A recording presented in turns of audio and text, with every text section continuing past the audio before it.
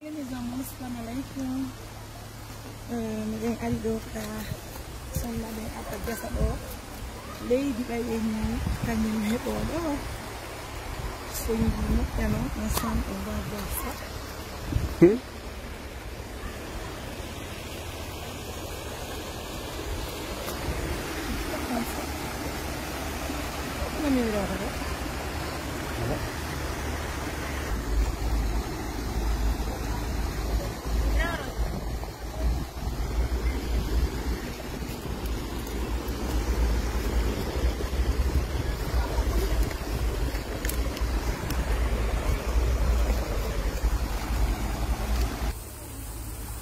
Sont venus rendre visite à ces femmes. On va cibler une maman la plus âgée.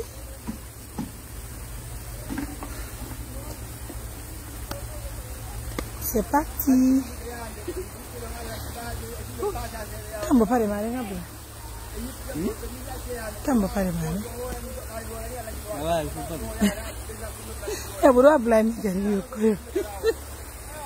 Wah, yang pragas.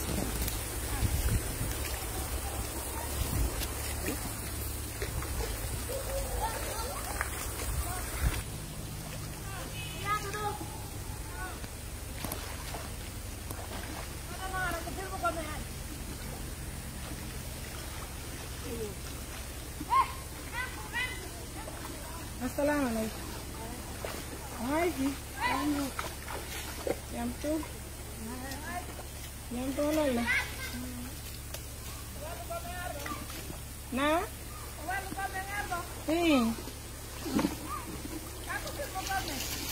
Apa?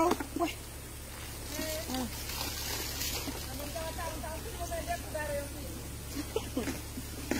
Asyik ça va? Ouais, Dieu, ça va? Non, fi. Kono intera? Umubara jamba? Moden. Marbi penjalo? Kono gonon golle maro?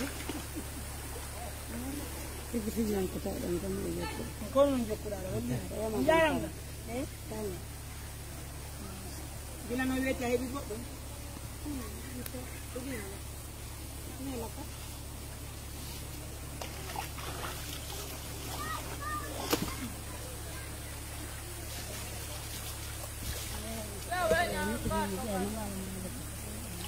Nah,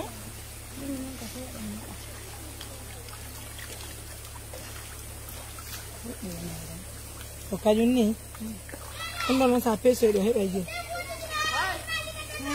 ɗon ko hande non ɗo jaɓari jeliɗo koti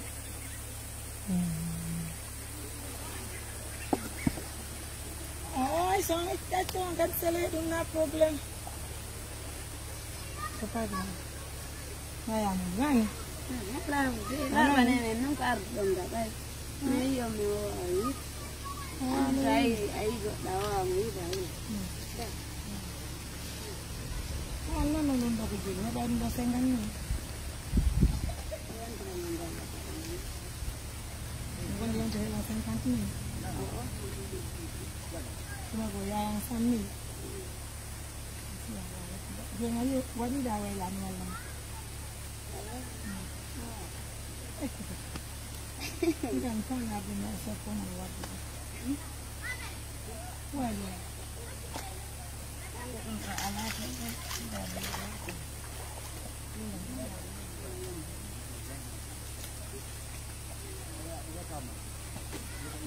Ako ni do choli pesa ke ne. ko yiɗon kon no wujjita Awak.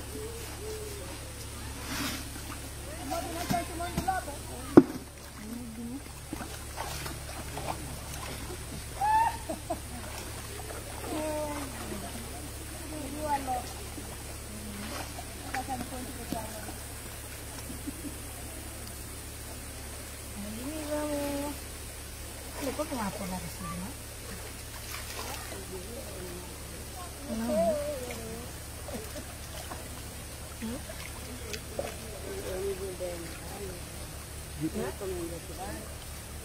Mindane no fana.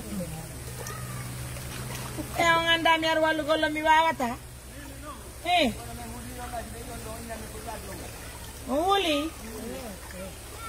Awai nang kasa komi jiwo hunde mi watta ma non do fodo hekki mina. Liga andi an dahara no wadde rentrée sortie. Voilà, voilà. Voilà, ay non. Hein? Même mine ndiare ngo betoni. Voilà. Awa.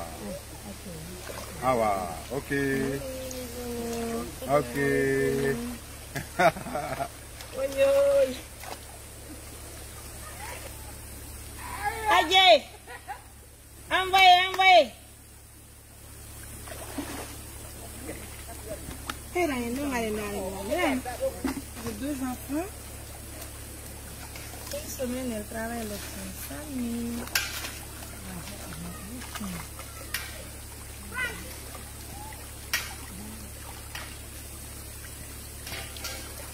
Ma con il palmando.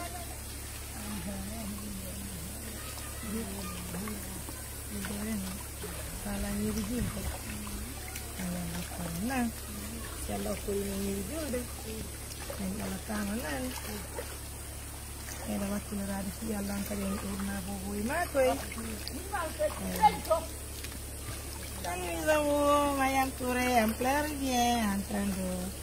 Itu aja puruknya dulu. Lala. Kan ini kan. Nah ya mari kami main darah sini hebat. Lapor. Mesdames, messieurs, assalamu alaikum. On doit aider les femmes. Regardez une maman de 2 enfants. Ici qu'elle passe toute la journée. Allez.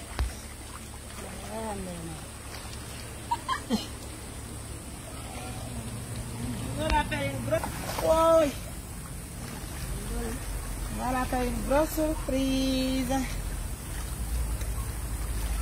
Allez, on continue.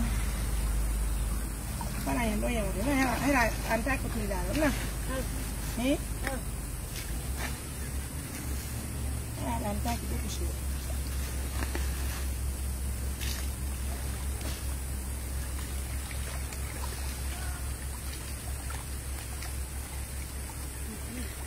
Main.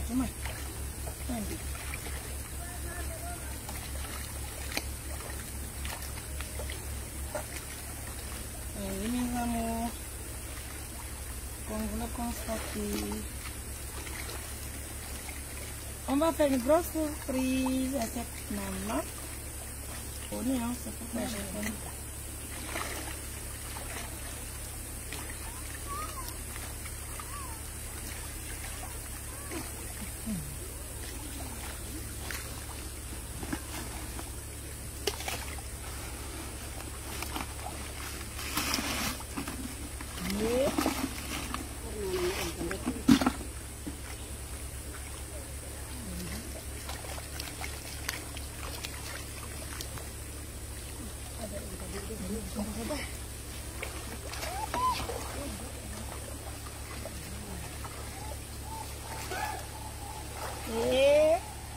Mana lu?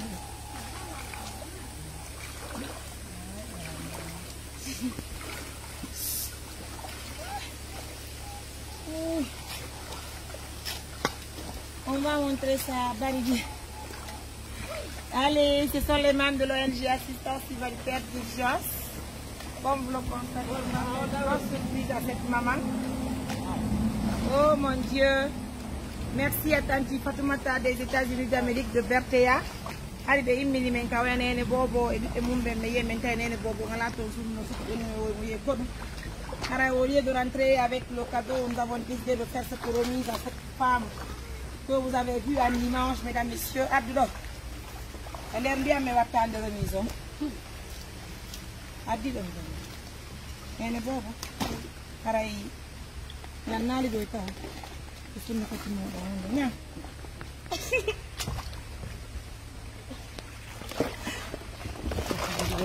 What? Allez. Yeah. Allah kombarat. Allah kom. Allah kom. barka. Akke ko mi yorti ay na ko ha. Barka. Barka. Barka jubal. Barka yalla an ka hama. Allah ɓeydu jawni. Allah ittana yo ande mon den hama. Barka mi welti. Dego ko mi hedi ko. On golli Allah ko. Barka. Ala saku basaleo. Hare ko sunna kati yuru ɗum ka meɗen Amérique nani. Non, on jarama. Hare ko Mariam Touré mi nette ko mawme woni gollude. Non. Ay men ko raɓɓa ɗo e wesa ɗo leydi. Haɗa wonde kaka. Minni hande mi har mi yotta ka moɗon mi salmi. On jarama to Allah hokku on baraji ɗum. Ɓeydu ɓiɓɓe cella. Barka. Ala chéri bi. Allah ɗum. Awa. Ollu. Elle a été trop vite. Elle a accepté de changer. Yalla aminta. Ko ga ko ngal ko boro to.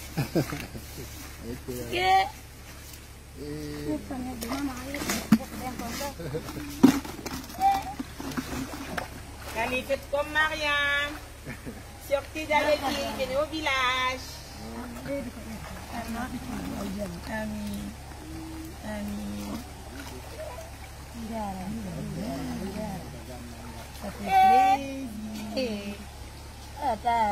Ay ja won pada Ablaye do.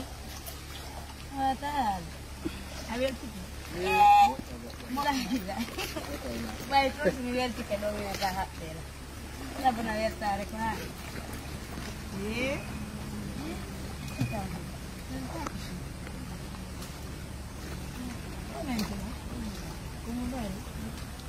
Bawa je dah udah. Kalau pada kau udah kan. Warga dia dong. Apa tu jamunan? Warga bebe. No me den hore lawo me intiyo me ngar me yetto. Allah en wala ne ummu. Barka nande. Nan ko da moji mana. Allah. Barka njara mana? Barka sa ko basal ngande hama. Ngane dia. Oh là là. On va faire TikTok ici, c'est normal? On va TikToker? Hein? Et puis comment il faut porter là? Venez mon sac. Oi, mes amours. Fais-moi TikTok.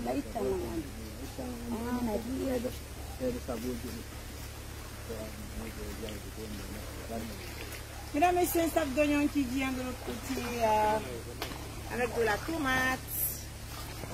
Assistance humanitaire d'urgence.